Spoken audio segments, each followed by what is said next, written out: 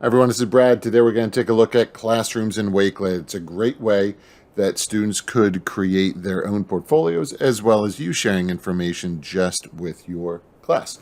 So if you don't see classrooms down here, make sure to go up into your profile settings. When you do that, select account settings and then make sure that you have the education account checked and then select save. Now in this example, we're going to go ahead and we are going to create a classroom. So we select classroom, and then you're going to see three options. You're going to see right in here the ability, after you select create classroom, to either use Google Classroom, Microsoft, or Clever. Go through the sign-in process, and you'll need to select the specific classroom, and then enable the features that you'd like. I'm going to enable YouTube and Flipgrid or Flip, and select create.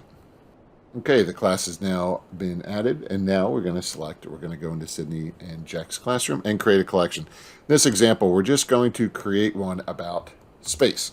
So I'm going to name this collection, well, space. So let's go through, and I'm just going to add that website that I just had, space.com.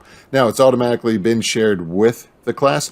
You can see there are other sharing settings as well that you could go ahead in. I'm going to leave it just like this. That they can just view it, and that is all. So I'll show you what it looks like from a student point of view. Okay, so I'm in here as Sydney, and you can see we can view this collection. Now, she could give it a nice little thumbs up, or you can see these other options as well.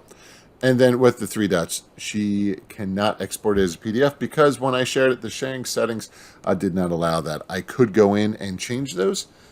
If you'd like to allow your students to do that, you just need to go in and change your sharing settings. So there you go. That's how you could instantly share information with your class in classrooms for Wakelet. The next tutorial, we'll take a look at how students can create collections as well as work together in group collections. Thanks for watching. Take care. Bye-bye.